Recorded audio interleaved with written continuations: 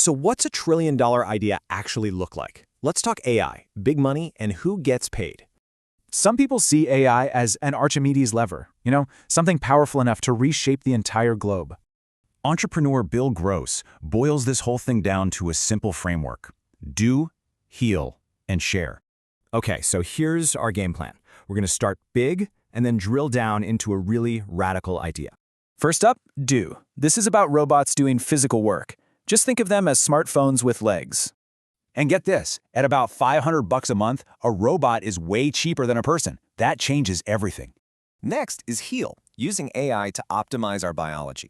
Just one extra healthy decade adds trillions to the economy. But the biggest piece here is share, and it deals with a massive problem in AI right now. To put it bluntly, Bill Gross says AI is basically shoplifting the world's collective knowledge. This leads to something called model collapse. If you don't pay creators, the well of good data runs dry. So, what's the fix? Well, there are two big ideas on the table for how to share the wealth. The first is prorata.ai. It's kind of like a fair trade system that traces data back to its source. The model is simple. It collects the revenue from AI, then splits it 50-50 with the original creators. Now, compare that to Project IA.xyz. Pro-rata pays for content. This idea pays for being human. It's called a humanity dividend. Basically, it would fund a global UBI using money from the AI economy. It starts by securing the .ia domain, since that's what 1.2 billion Romance language speakers already call AI. It's a digital toll booth. Every AI agent pays a tiny fee for a digital passport to exist online. Sound wild?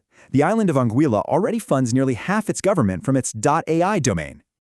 Okay, it sounds revolutionary, but there's a huge reality check, and it's all about the physical world. It's the bits versus atoms problem. Every digital agent needs a physical chip, and that chip needs power. And wow, is it inefficient.